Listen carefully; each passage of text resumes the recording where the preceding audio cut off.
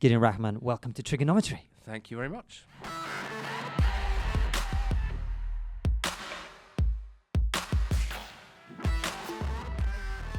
Hello and welcome to TRIGGERnometry. I'm Francis Foster. I'm Konstantin Kisin. And this is the show for you if you're bored of people arguing on the internet about subjects they know nothing about. At TRIGGERnometry, we don't pretend to be experts, we ask the experts. We're here at the world-famous Angel Comedy Club, and our amazing expert guest this week is Gideon Rachman, who's the chief foreign affairs commentator for the Financial Times, a renowned author, and winner of the Orwell Prize for Political Journalism. Gideon Rachman, welcome to TRIGGERnometry. Thank you very much.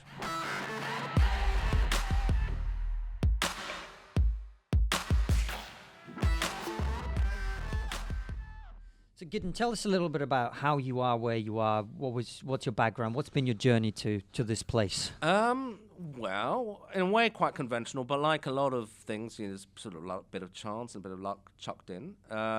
So, God, what is my background? So, I was born in London, but my parents were South African Jews, and their parents had been Lithuanian, Latvian, so it's a kind of typical immigrant story. There was a whole bunch of Lithuanian, Latvian Jews who I think intended to go to America and got on the wrong boat, ended up in South Africa. And sounds like something I'd do. And ended up in South Africa, so, okay. So they were there, and then for my good fortune, because you didn't particularly want to, even as a white person, grow up in apartheid South Africa. It's quite a screwed up place. My dad was an academic, moved to Britain before I was born, so I was born here. And then, I did the kind of conventional path to the BBC, I guess. I went PPE at Oxford? No, I didn't actually. Not quite. I did history at Cambridge. Okay. But I was fortunate in the sense that, I now see with my kids a lot of scratching my head. Oh, what should I do? Should I do this? Should I do that?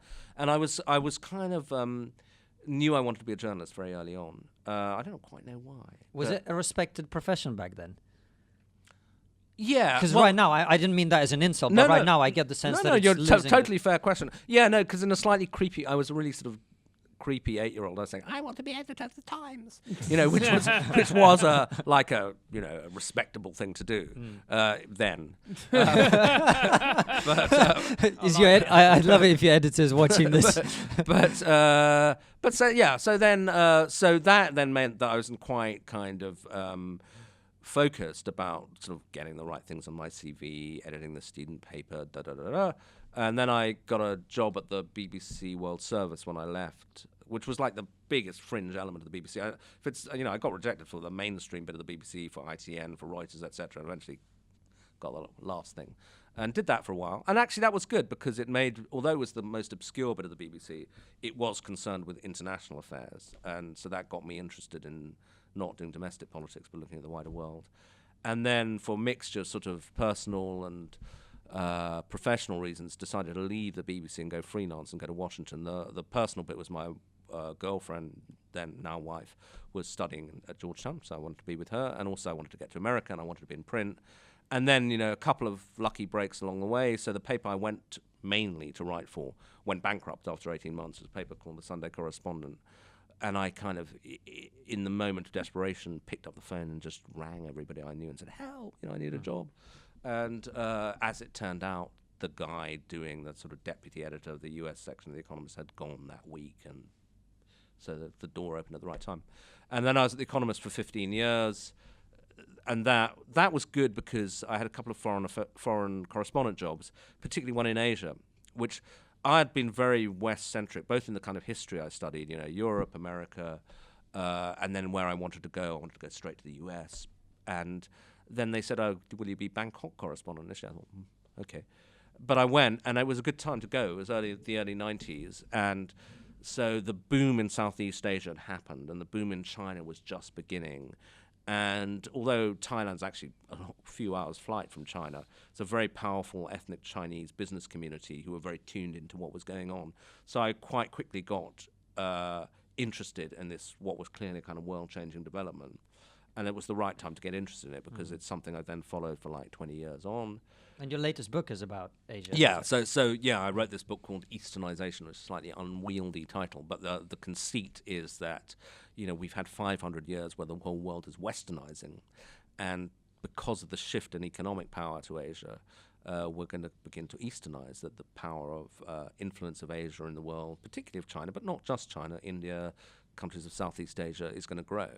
It's going to start with economics, but it'll move into politics, culture, and so on, and already is happening. And how do you see the world? You're talking, that's a really fascinating term, easternizing, because we use westernize a lot, but that is not a term that I've particularly heard. But bearing in mind that China isn't a democracy, how do you think that's going to affect us in the West? I think it's going to affect us more than we've reckoned. We thought, oh well, we'll sell them some stuff and it's fine, and then we had two, I think, illusions, which, obviously history's not written, so we can't be sure. But there was a period, particularly that early period of the 90s, where I was talking about, where Western confidence was very high, because the Berlin Wall had just fallen, and we thought, okay, look, particularly if the Chinese embrace capitalism, their society will become much more diverse, individualism will rise up, and they'll have to become a democracy, or the whole thing will come crashing down. It will just happen. And if they become a democracy, well, problem over, we'll all get on. And I think both those jumps in the argument were mistaken. We were wrong to assume that that capitalism would necessarily entail a liberalization of the political system. We're still waiting, 2018, and if anything, it's becoming more authoritarian. That's right. I was just about to mention that Xi Jinping, he's just basically seized power forever, hasn't he? Is that the right summation of it? Yeah, more or less. I mean, we'll see, but he's certainly given himself the ability to do it. They've changed the Chinese constitution, and the Chinese, although they never said that we will become democratic, they did say, or the kind of official line you would hear in Beijing is, well, we've solved the problem of succession. That, the problem with authoritarian countries keep running into is eventually you get a sort of Stalin or a Mao who just sits there and screws the whole place up, and it's a disaster. And they said, no, we have got a collective leadership now of the Communist Party, and the leader will change every 8 years, and we've done it 2 times now. We had, Deng stepped down, and then you had Jiang Zemin for 8 years, and then he stepped down, and then Hu Jintao for 8 years. See, it works, And then now you got this new guy saying, you know what, I might not step down. And and so suddenly, and of course they're all having to pretend it's fine, we're with this. But in fact, a lot of Chinese liberals, and they exist, are dismayed, really dismayed, because they sort of are very worried about the direction the country is going now. But equally, and quite sinisterly for us, and it comes back to the question you asked, well, does this begin to affect us? One of the ways that Xi Jinping is consolidating power is by stoking up nationalism and saying, China's strong again, we're standing up for ourselves, we're going to reclaim these territories we should have had. And they're not as dangerous or as aggressive as the Russians in their behavior, I think partly because they're playing a longer game. I think one of the ways I read Russian behavior is they feel like a knife's at their throat and that they've got to do anything, whatever. I mean, I don't agree with their assessment, but that's their sort of view. I think the Chinese feel on the rather differently, that they're in the ascendancy and they're not going to screw it up. So by frightening the West too much, they're just going to gradually build up a position of strength. Now, Trump's really disrupted that, but by the trade war he's declared, because just as we assumed that China would become democratic wrongly, they maybe not assumed, but certainly hoped and built their policy around the idea that the West would keep its markets open. Because, whatever, that we either genuinely believed in globalization or that the mutual economic interests would persuade everyone to do that. And now Trump's come in and said, you know what, I'm going to slap tariffs on steel and aluminium, I'm going to block you on intellectual property and so on. And how China responds to that is going to be a big, big story in the next 5 to 10 years, because I think it's potentially kind of dangerous. I don't buy the idea that free trade guarantees peace, but it creates an intersection of interests which makes it much less likely that countries will start, going to war. If the Chinese feel actually now the Americans are trying to take down their economy in some way, there's much less incentive for them to say go easy in the South China Sea, for example, which the Americans still regard as an American lake, as some American guy put it to me in the Pentagon. And so, it's a wonderfully arrogant comment. yeah. But it's a curious thing because if you remember Kilconomics last year, you remember Harold Malgram, who's the father of one of our future guests, Pippa Malgram. He was talking about the fact that he felt that Obama was weak on the South China Sea. And what he was talking about is basically the Americans can see through the satellites exactly what's happening there. And the Chinese would incrementally step up their presence. They would see that there was no response, even though they knew that the Americans had seen what was happening. And what we're now seeing is an emboldened China as a result of Obama's presidency. Well, there's so many different... He's right to a degree, but I don't think Obama would have been correct to challenge them. But there are different ways of looking at it. He's right. What he's right about is that the Chinese did it very cleverly because they moved incrementally, and each little step would not be enough to confront them on. And I remember talking to an Obama guy who was following all this, and he was senior Asia advisor, who said to me, how am I meant to... There was at the time they were worrying about something called a second Thomas Shoal, which is something that the Philippines used to assert their claims. Anyway, it's a sunken ship which they resupply as a way of saying, this bit of water's Filipino. And the Americans were worried that the Chinese were going to sort of sink the ship or something crazy like that. Anyway, this guy said to me, how am I meant to go and tell the president that he should risk a war with China over a sunken battleship in the middle of the Pacific Ocean, which is underwater half the time? He's not going to do it. And he's right not to do it. But so what the Chinese did was over time advance, and each little step creates sort of facts in the water. But then I think there's a broader question of, well, you said wonderfully arrogant comment, American lake. Yeah, maybe the Americans should just say, you know what, we have dominated the Pacific since 1945, but China's rising. It's not going to be like that anymore, and we should come to some sort of tacit agreement with them about, or maybe even explicit agreement about spheres of influence and so on. Because otherwise, the only other way to stop that is to eventually have a war with them, and we're not up for that. So I don't. That's the debate that's got to be had, really. But what I find quite fascinating about China is this. For instance, my mother's from Venezuela, which is a communist country in inverted commas, and China is a communist country. But having been to China, it's in many ways the most consumerist capitalist society that I've ever encountered in my life. I mean, could you explain that dichotomy a little bit for us as to how you can be both communist and have a Gucci bag on your... Well, that's their genius. But no, look, I would say they're communist only politically now, in the sense that or even Leninist, that they believe in a one-party state with a sort of the Communist Party structure, which is a very real thing. So that that in universities, for example, the Communist Party operates. Ambitious students will join the Communist Party organization. Companies will have a Communist Party member on the board. It's a thing, but it's a mechanism of political control rather than an economic system anymore. And I think that there are probably still vestiges of the sense that, well, we're doing it for the people. You hear that in, say, Xi's rhetoric about their greatest claim is how many people they've lifted out of poverty, hundreds of millions, they will say, and I think the World Bank would agree.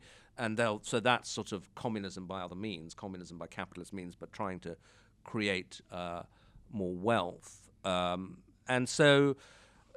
I don't think they're completely cynical, but I would say they're communist primarily in political terms.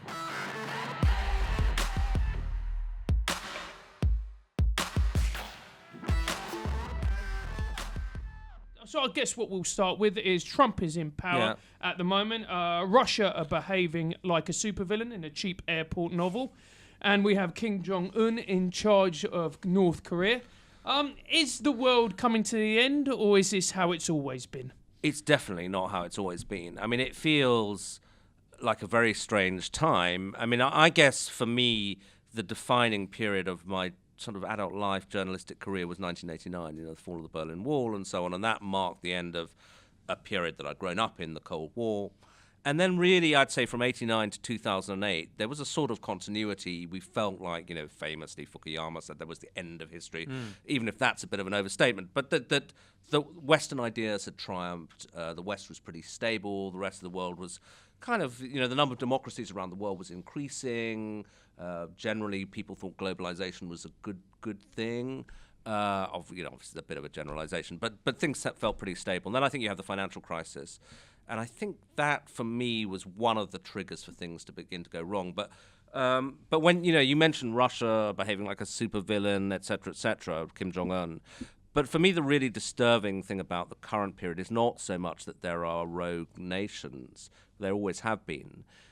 But what's going on inside the West. I mean, it would have been unimaginable, really, until very recently, that somebody like Donald Trump could become president of the United States. Mainly, actually, because of his personal style, which I think sends a very negative political message. But also, he is reversing all sorts of kind of shibboleths of American foreign policy about free trade, whatever. And then I think there's also a wider rot in the West. I mean, I think that the whole connection between Brexit and Trump's a complicated one, but there is some sort of connection in the sense of discontent that fired it. But equally, if you look in Europe, I mean, the politics of countries that seemed relatively stable to quite recently, Spain, Italy, looking really dodgy. And in Eastern Europe, countries that we thought, okay, they've joined the democratic camp, pretty solid now. Hungary is really, I think, slipping away from democracy. Poland, arguably, as well.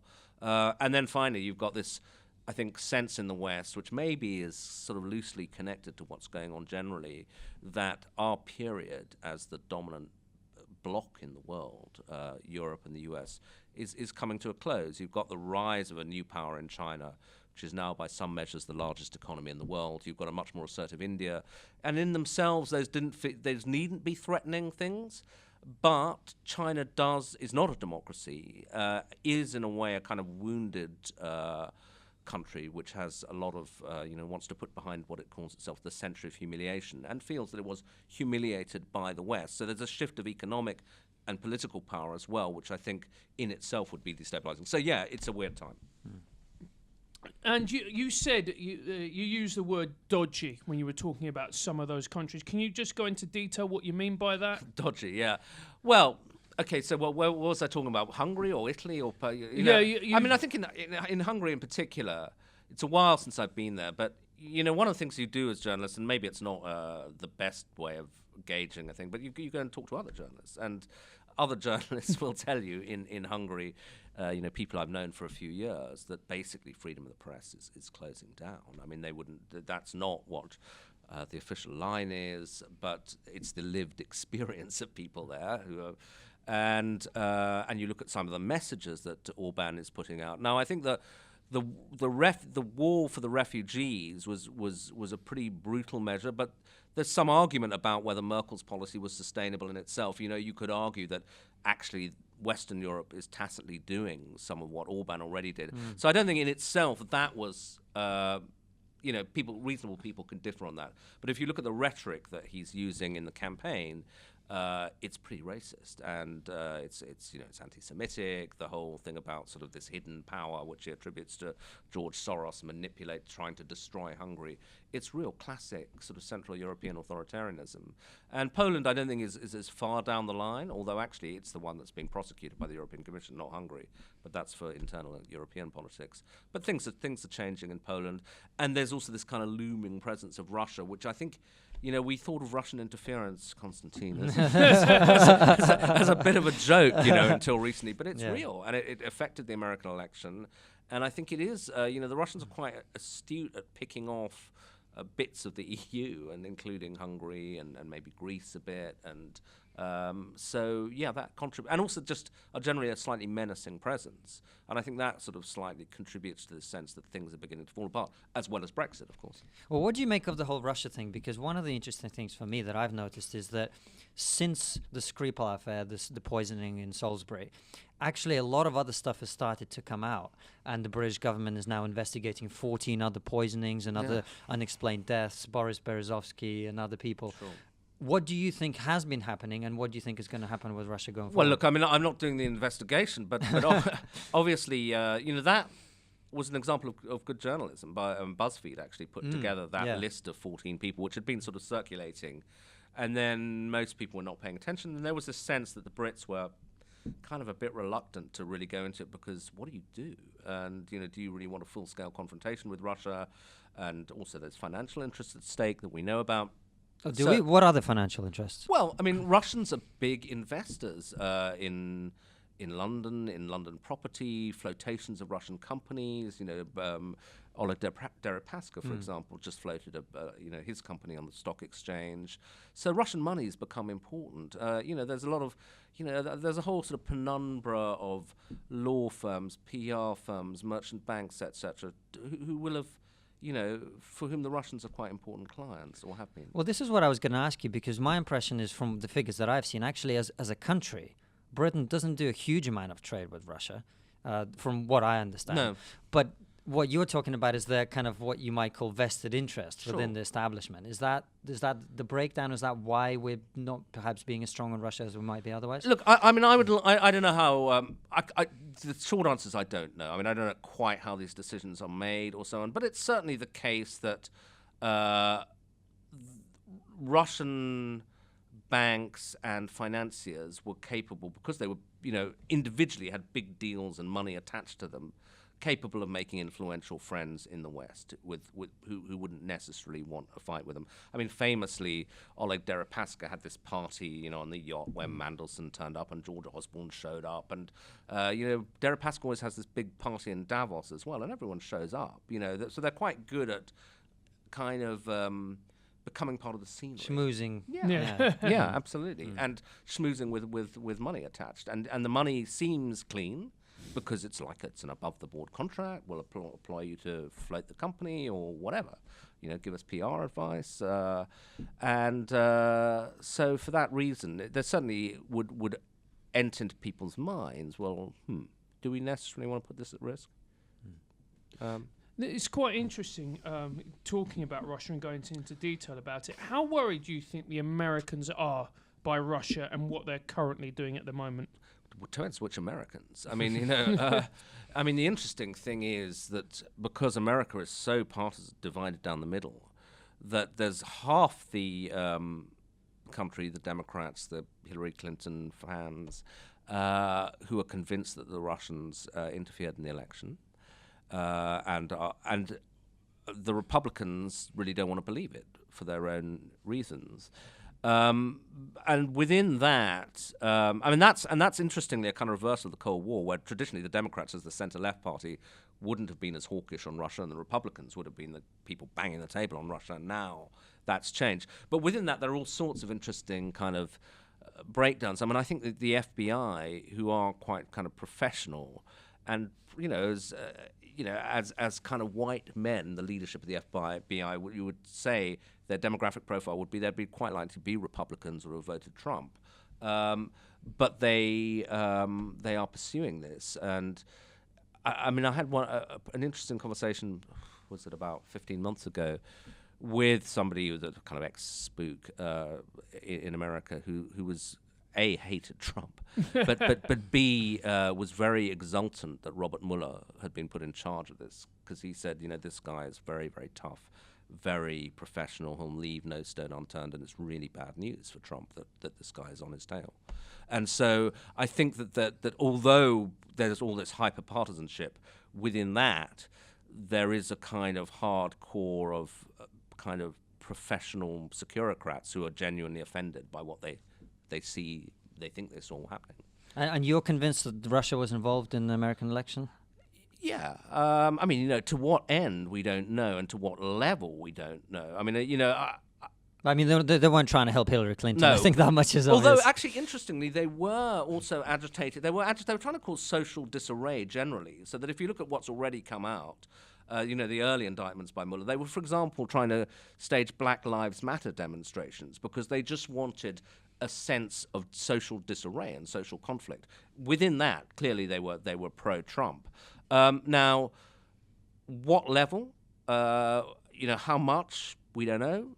How effective? We don't know. And that probably is an unanswerable question, because you don't know why people voted or what little thing it was that. But I I remember I was at the Democratic Convention in Philadelphia in July of 2016, and it was a chaotic beginning because the emails of the then head of the Democratic Party, Debbie Wasserman Schultz, I think, had just been released like 2 days before, and she'd been slagging off Bernie Sanders in the internal emails. And this caused outrage amongst the Sanders supporters. So the first day of the convention was chaos because every time a Clinton person took to the stage, they were booed. Schultz had just had to resign. And I remember doing, much as you're interviewing me now, interviewing a mate of mine who'd worked in the Obama administration. And there was already some indication this had been a Russian hack. And we did this interview, and I look back at it, and we were, in a way, it was curiously innocent. We were just saying, gosh, if this was really the Russians, that's really quite something, isn't it? Little did we know, it was just the beginning. And then there was this other leak of the Podesta emails, which again came out at an actually crucial time, just when Trump was being pursued over the sex stuff. Like within hours, the Podesta emails were dumped.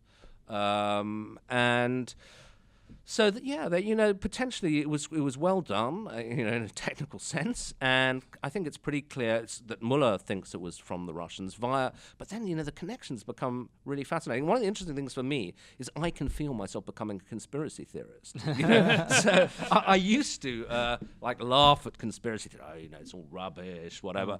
Partly because my mates were in power. I think conspiracy theories happen, or you become a conspiracy theorist, when you feel powerless and when you think, God, how did that happen? That shouldn't have happened. This is outrageous. They all know each other. And sort of my group, very, very broadly termed, was sort of in power. People I knew or who'd been at university with me or who kind of felt familiar, shared my discourse, to use whatever. They were, and now these kind of maniacs are in power. Trump, what's going on?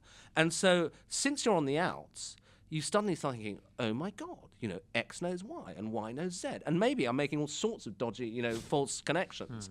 But to give you an example, I did this, I did a lunch with the FT, which is a kind of like set piece interview with a mate of Trump's. And the attraction for me was that we did it in Mar-a-Lago, in Trump's club. And then, this guy, Italian guy comes over and, he's the Northern League's organizer in the US, and he's also Trump's neighbor. And then, we get talking to another guy who's just come back from seeing Orban in Hungary, and you think, oh my God, dot. And you wonder whether, should I sort of come on, so what? They know each other. Lots of liberals know each other. Or think, actually, there's something quite weird going on here. And I don't quite know where I am on that. Well, a curious thing, sorry, Francis, before you jump in. When you were talking about how the people that you knew were in power, kind of broadly your circle, without making this personal, what I was kind of thinking is, well, isn't that why Brexit and Trump happened? Sure. People were kind of going, there's a small elite who are controlling everything or managing everything or in power, and we need to change that. Do you think that was what caused it? Look, lots of things caused it, but I think the thing about elites is that they tend to think they've got there because they deserve to be there. And I certainly feel that about myself. But no, what do I mean? What's the group? Okay, so to give you an odd example, I like to say I know Clintons frightfully well. I don't. But there was the only time I've ever sat in a room with Hillary Clinton for an extended period was, oddly enough, it's a complicated story, but I ended up watching the Women's World Cup final with her in her hotel room in Greece, and with a bunch of her entourage, and people who were traveling with her. She was on a trip, and I knew she watches soccer. She does. Well, I think she had to watch it because A, it was American, B, it was women. Okay. And her daughter was in the crowd. So the only time she got interested was when the camera would pan over to Chelsea. And she'd go, ah! Yeah. But and then actually, I think she was desperate to get on with some work, but she was kind of tired to watch. Tell me you didn't explain the offside rule to her. No, I didn't. I think I did once say, God, this football's not bad, which was really not the thing. But then when it went into extra time, they then had to watch that and penalty. It was all a bit of a ball. But anyway, I keep sidetracking you. Sorry, again. Keep going. So just chatting to the people. there. Like, I was struck. I mean, actually, quite a good thing for Britain. How many of them had been educated in Britain or spent time there or were Oxford graduates or whatever? So it's this kind of Harvard, Oxford, chuck in a bit of Goldman Sachs or whatever, this group. And I don't see it as particularly sinister. But I can see if you're sort of outside, you might think, oh, I don't like that. I mean, it's interesting, isn't it? That Trump essentially marketed himself as being a man of the people. Yeah. Whereas when he started his company, he got $1 million loan. Sure, from his dad. Yeah, absolutely. I mean, do you think that we're going to look back on Trump as being a profoundly negative thing for American politics, or is it slightly more complex than that? Well, I mean, I'm biased, so I think, yeah, I think it's really bad. But what I do think is, it's kind of weird because, a lot of us will have done history at school or university. I think, if humanity's still around in 200 years' time, people will be writing essays on what the hell happened. How did Donald Trump win the presidency? What did it mean? And we're just as they write essays about Jefferson or the American Civil War, it's a huge event what's just happened. And it's very early to try and assess it. But I was struck, on a recent trip to America, and I did, my tour of establishment mates. So I did Washington, New York, Harvard, and speaking to a kind of cross-section of people. And they were very divided. I mean, none of them were Trump fans. There was a group of sort of super optimists about America who said, it's not good, but he'll lose. American establishment, its institutions are very powerful. This country's very grounded. It's fine. Not fine, but we'll get through it. And then there's another group who say, oh my God, we're kind of tipping all the way into fascism, and American democracy is in serious, serious trouble, and this could end in civil conflict or an erosion of America's democratic institutions, which we won't come back from. And then there's obviously those are the two poles, but there's that second group, the real alarmists, are not sort of idiots. They're professors here and there or people involved in politics, and then within that there's a whole spectrum of opinion, and I don't know which. Look, I suspect that Trump is in one sense an aberration, and that you'll get more normal presidents after that, but that he's done lasting damage to the discourse of the way Americans interact with each other, the way they think about their institutions, and that's where I think that the whole Russian thing comes back. I mean, because I think that part of what Russia's narrative is that there's this clear-cut distinction that they like to make in the West between democratic countries with the rule of law and undemocratic countries where it's a kind of a jungle. That's wrong. Everybody's at it. All institutions are rotten, and you're no better than us. And that's their kind of argument. And to the extent that Americans start buying that and saying, actually, you know what, the FBI is rotten. Yeah, we do have a deep state. Yeah, you can't believe anything you hear on the news. That's really corrosive. And I think we're slightly better off in Britain, but only slightly, because obviously Brexit has been incredibly divisive. But I think, by and large, the BBC is still sort of broadly respected. There are some institutions that most of the country think, okay, they're impartial, we kind of trust them. But so I think America's further down the road to that really corrosive sense, which means in the end you don't have a society. If you don't have a common version of truth, a common version of institutions that you can say, okay, we'll allow those to arbitrate and we'll all accept it, you're in trouble. It's very interesting that you're talking about America in this way, and then you were talking a few minutes ago about China being in the ascendancy. Do you think the fact that people voted for Trump is actually a reflection of the fact that America are no longer the world's greatest superpower, and it's sort of a crisis of confidence? To some extent. I mean, I think, that Trump is one of the first successful candidates I can know who had a very pessimistic narrative. I mean, so that, having now being fairly ancient, 54, I've seen a few presidential elections, and generally the winning candidate's the optimist. So Reagan is Morning in America, Bill Clinton's the boy from Hope, Arkansas, and Obama is that, we can change, we're the change we're seeking, there's no red and blue America, and everyone goes, yeah, and they would go for that. And here's Trump saying, the country is being destroyed. It's carnage, he says in his inaugural speech. And this is our last chance to rescue ourselves. It's an incredibly dark vision. And that used to be very un-American. And the fact that a small, as friends put it, a large minority of Americans voted for it, because of course he didn't win, the popular vote, but enough to win, is quite disturbing. But actually, I think that's not just a side point about or liberal sort of kind of complaining that he didn't win. I mean, I think it's one of the signs of trouble in America is that we've now had 2 presidents in 16 years elected without winning the popular vote, because George W. Bush got beaten by Al Gore, which is a sign of the level of gerrymandering in America as well, which is also a problem.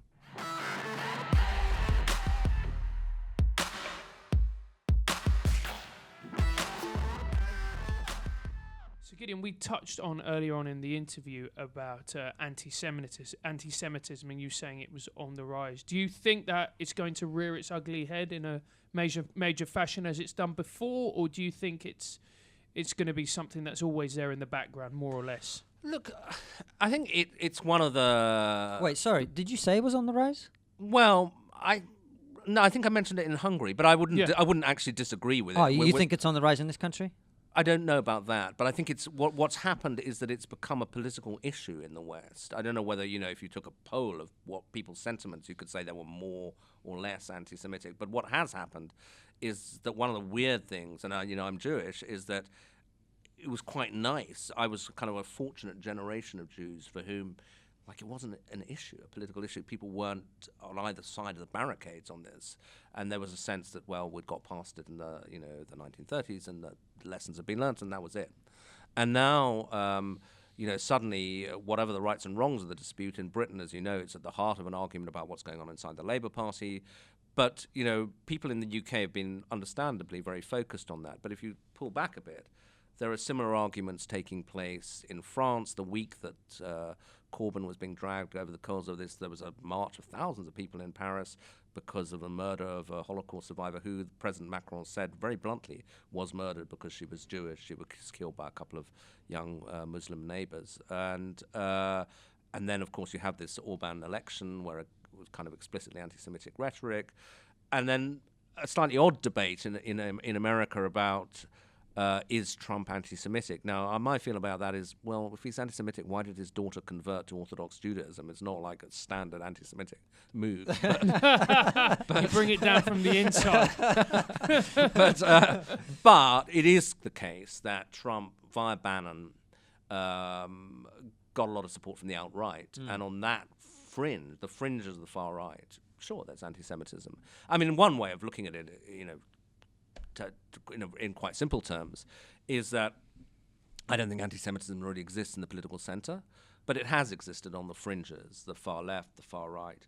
And as politics becomes, the extremes come into the centre, as they've done with Trump, and some would argue with the Labour Party, they bring in maybe some tropes that were not used in other more centrist forms of politics. I'm curious about the article that you wrote recently about anti-Semitism, and actually the interesting thing for me particularly was less the anti-Semitism, but more what you said about identity politics and the context of it. And throughout this interview and other things that I've read, I always get the sense that you are kind of you're a liberal. Yeah. Is that broadly I'd right? say so. Well, with occasional reactionary instincts repressed. Whenever you read something that displeases you on the Exactly, internet. so that shouldn't be allowed. Oh, we're all like that, absolutely. And so I was surprised to read something I agree with entirely, which is what you said about identity politics, which is you said it's a threat. And you said it's illiberal. Can you elaborate on that and why you think that is? And actually, interestingly as well, how does that fit within the elite circles within which you operate? Sure. Well, I mean, I think that... so why is identity politics illiberal? Because, I mean, I think that liberalism is essentially an individualist creed and says that people should be treated as individuals in the sense that they all have the same rights. We don't say, you're part of this group, so you're in a subgroup. If we're citizens of the UK or France or whatever, we have the same rights under the law. But also, I think there's a sense that we are all, to some extent, should be free to choose our own identity. You see it now in sexual politics a lot, that people... can say, that they have fluid identities. But even, I was talking mainly in a political context, that I kind of I've always felt uncomfortable with the idea that people say, "Oh, you're Jewish, so therefore you'll think this about Israel, you'll think this about that." Well, no, you don't know what I think, actually. And I am Jewish. I'm also lots of other things. I'm British. I have a certain sort of education. I have a certain class background. I have a personality. All sorts of different, all sorts of different things. And so I don't want to be almost like you're a whole individual person, Gideon. Yes, right? exactly. And I think the thing about identity politics is it says, well, the key thing about this person or whatever is that they remember the Muslim community or the Jewish community or the LGBT community or whatever, and this community we know has this set of views, and this is their spokesman, and that's how we're going to do politics. And I think that I don't like that way of thought. I also think that it gets potentially dangerous, because I think when you start saying the X group, the Y group, you encourage people to think in communal terms, and therefore to look down on the out group or to fear the out group and say, well, the only people I really trust are members of my group. The other group we're going to have to negotiate with or defeat or something, and that's really dangerous. It's fascinating you were talking about, and it's also fascinating you bring up Israel. Going back to anti-Semitism, do you think that Israel's current policies emboldens anti-Semites and sort of gives it a justification? Well, a complicated question, but I think yes and no is the answer to that. I mean, I think that there's a lot of legitimate disquiet, both with the actions of Israel and actually, interestingly, with the idea of the Jewish state, which I'll come back to in a second. But the actions of Israel, I mean, obviously, if you see kind of the bombardment of Gaza or something, all of our kind of liberal instincts say, oh my God, this is horrific. They're kind of citizens, individuals, children being killed. It's outrageous. And people get upset about that. The only reason I sometimes feel uneasy about it is that I think that, if, say, Israel was doing now what the Russian and Syrian Air Force has been doing in eastern Ghouta or, did in Aleppo or whatever, London would be in flames. There would be huge demonstrations. People feel very, very strongly about it when it's the Israelis. And if it's the Saudis or the Syrians, they say, you don't even notice. Yeah. And you sort of think, well, there's a kind of odd double standard here. And whether that's anti-Semitism or just that people think, in some ways, I think it's partly because they sort of feel that Israel's part of us. I mean, some of it's anti-Semitism. Some of it might be, well, this is a kind of white nation that we're allied with. I don't know. But there's something odd going on. Then the whole question of, it's a slightly maybe I've intellectualized way of it, but one of the things that you hear in this whole anti-Semitism debate is people saying, oh, well, it's fine to criticize Israel. It's not okay to question the existence of a Jewish state. And that's the line. Now, I know what they're getting at, but in a funny way, intellectually, I think it should be okay to question the existence of a Jewish state because it's a state defined by ethnicity rather than individuality, et cetera, et cetera. Maybe that's not okay. And I certainly, I have Israeli relatives who believe that the ultimate solution is not a two-state solution, but a one-state solution in which you have Jews and Palestinians as co-citizens in this country. And a lot of Zionists would say that is anti-Israeli because it eventually dissolves Israel's identity as a Jewish state. Therefore, it's racist. I don't think it's racist. But I do think, personally, that it's naive and it could have pretty dangerous consequences because I don't think the two communities are likely to live together in peace, etc. So I support a Jewish state for largely pragmatic reasons. I think it's the best way, if you can do it alongside a Palestinian state, of finding some kind of modus vivendi. But I don't think, as an intellectual construct, that it's racist to question the existence of Israel. I do think, however, it gets complicated because some people who do that are anti-Semitic and are doing it from a kind of intellectual basis. Are we comfortable with the idea of an ethnically based state? There's something about Israel itself that gets to them. And do you think Trump saying that Jerusalem is now the capital is inflammatory, or do you think that was the right thing to do? No, I think it's inflammatory, obviously, and it's intended to inflame. Yeah. Bannon, who was the guy who was behind it, and amusingly is often accused of anti-Semitism because of the people he mixed with, was very, very keen for the Israeli capital to be acknowledged as Jerusalem. That's been a sort of totemic thing for the far right in America, or the hard right. And I think, it's pointless because there's enough grief in that part of the world without stirring it up further. It's a symbolic gesture which will just upset people.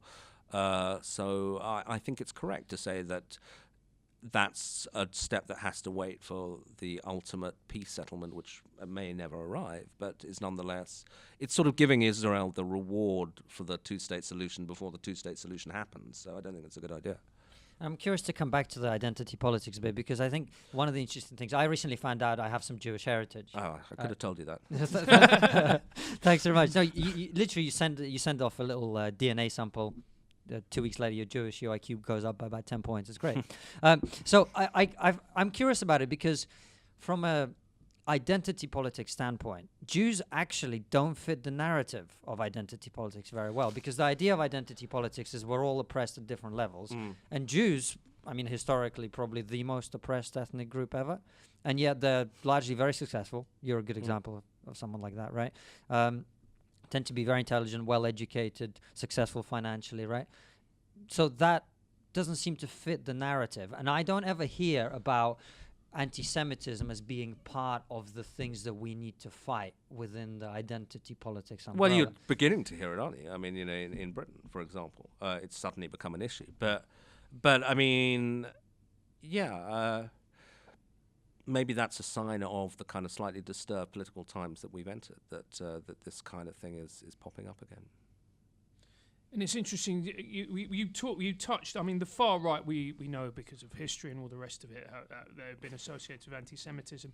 And you mentioned that the far left have, and obviously there's this, at the moment people are talking about whether Labour are anti-Semitic, whether Corbyn is anti-Semitic. Sure. How have the far left been anti-Semitic? Okay, well, look, I mean, I think first of all, just from a theoretical level, the thing I argued in the article is that I think the far left are, some of them anyway, drawn to identity politics, you know, that they think in terms of like the X community, the Y community. And I think, as I said, that's ipso facto a slightly dangerous way of thinking, because then you can say, well, there's this, and then there's this other group, the Jews, and we can either be like pro them or anti them or whatever, but they're this group, you know, that we, and I prefer actually to say, you know, there are individuals, some of whom are Jewish, but I wouldn't lump them together as a group. But how is the left in more practical terms? Look, there's been traditionally an anti-capitalist element that's going back to the 19th century, and sometimes that gets mixed up with anti-Semitism. You can see it actually on the right. Weird. It's funny. Both the far right have a Jewish capitalist they hate, who's George Soros, and the far left have a Jewish capitalist they hate, who's the Rockefellers. You know, going all the way back. But this idea of finance and the sort of network of kind of international network that's all kind of connected with each other. Are you part of that? No, I'm not. But it's funny. I did. I did once go to a conference where there were a bunch of fairly powerful people, and they were all sitting weirdly in alphabetical order. And I was talking to a French academic who said, I hope there's no photograph coming out of this, because I am between Rockefeller and Rumsfeld. But anyway, so what was it? Sorry, it's terrible. Yeah, no, but it's like, and I think the other thing is that obviously the far left have taken up Israel as a cause, and as we were just saying, that there are ways of doing that are sort of completely legitimate. I was going to say kosher, I shouldn't say. And then there are ways of doing that then slide into sort of crazy conspiracy theories about, you know, all the Jews were born to leave the Twin Towers on 9/11 and that kind of stuff. For example, one of the people that Corbyn unwisely entertained at the House of Commons is somebody who believes that, you know, has put out that theory. So, yeah. So do you think Corbyn is an anti-Semite? But no, I don't know. I've never met the guy. Oh. I mean, I think probably not. But, you know, also it's a funny thing, you know, what's in people's hearts? It's hard to tell. You know, I was talking to a sort of Jewish friend of mine who said, look, the guy says he's not an anti-Semite. Can we just, like, take his word for it? You know, if he goes around saying, drive the Jews out, then we sort of know, you know. But if he's not doing that, then fine. You know, you don't have to sort of divine his sentiments. So I would be inclined to say he's unwise into the company, that he has kept the company of people who peddle pretty nasty stuff. But he's not said it himself. All right, we've done enough on the Jews. Yeah. Yeah. Smoothly done, Mate, I can say that. I'm Jewish now. I can say anything I want. So And now you'll be rich and successful. Yes, All those yes. cliches that you highly talk about, unlikely, despite my Jewishness. Curious thing for me is we always like to ask at the end of the show what our guests think is the number one issue that everybody should be talking about that no one is talking about. God, it's an unanswerable question. I mean, I think unfortunately, they're all the number one issues are the kind of obvious ones for me. But that's because I'm lucky in the sense that I write about all the things that are really interesting. I think, Brexit and Trump. I mean, sometimes you think, God, I can't face wading back into that particular sort of cesspool. But no, I mean, I write about the stuff that I think is interesting, and it's been difficult for me to actually break out of the Trump Brexit thing, partly because one of the weird things about modern journalism is exactly how many people read each article. So you know what readers are interested in, and they're interested in Trump and Brexit, our readers anyway. And so I did a sort of duty column where I went to Tunisia, which is an interesting country. It's like the last democracy in the Middle East that's surviving from the Arab Spring. And I thought, okay, I'm going to write this column. It's important. Nobody will read it. I was totally right. Like nobody read it. There's no reward for talking about these interesting... Yeah. Well, here's another question then. Let me ask you this. You're one of the first journalists that is coming on our show, and we really appreciate you coming on. Thank you very much. Tell us, what is, at its best, what is journalism supposed to be? What is it about? Look, it's hard to answer that question without sounding absurdly pompous. But look, I think it's about something that we used to sort of take for granted, but is now increasingly under challenge. It's just like trying to establish the truth.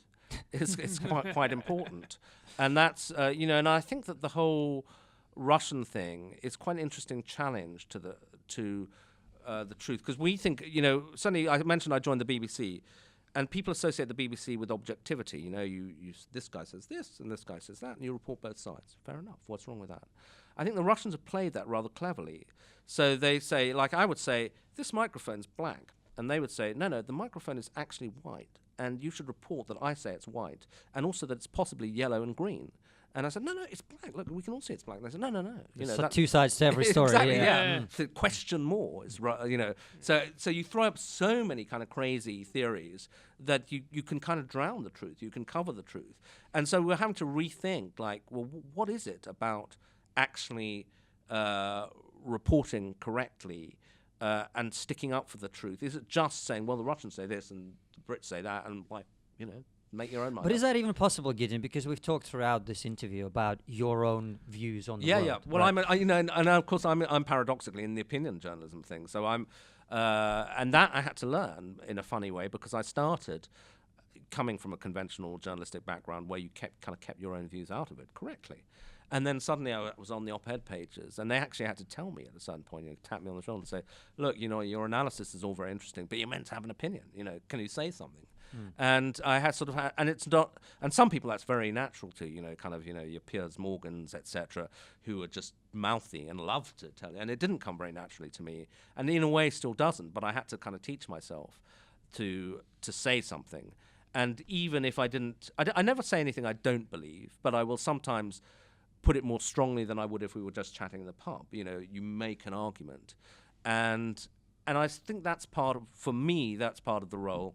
And I don't particularly obviously prefer if people say that's brilliant. I totally agree. But I realize that part of the game or part of the role is to put an opinion out there. And then people can say, well, I read that, I disagree, but it sort of makes them frame their own view. It sort of contributes to the debate. And that's part of the kind of odd bit of journalism that I'm in. Well, that's exactly what we're trying to do here, is bring in people with different opinions who can put it in an elaborate way for a long time and actually have a chance to explain what they think. So thank you very much for coming in. It's been an absolute pleasure, and we look forward to putting this out. And before we finish, is there anything that you would like to promote, Gideon? Would you like your Twitter handle, for instance, or is it a book? There are enough lunatics following me on Twitter. People want to buy my book. It's called Easternization, so it's been out a couple of years. And you also wrote a book about zero-sum politics as well, did you not, in 2014? Yeah. So look, I You don't agree with it anymore? No, I do. I mean, it's sort of that was the one I wrote just after the financial crisis, saying that there's going to be trouble politically, and I think that was broadly right, actually. And if people want to follow you on Twitter or Instagram, Konstantin, where would they look for you? At Konstantin Kisin. I've got lots of Russian bots following me. Yeah. And I'm at Failing Human on Twitter and Instagram. And also, if the Russian bots are tracking you, I just want to say I disagree with everything Konstantin said. And we have no personal relationship of any sort. Thank you, Vladimir.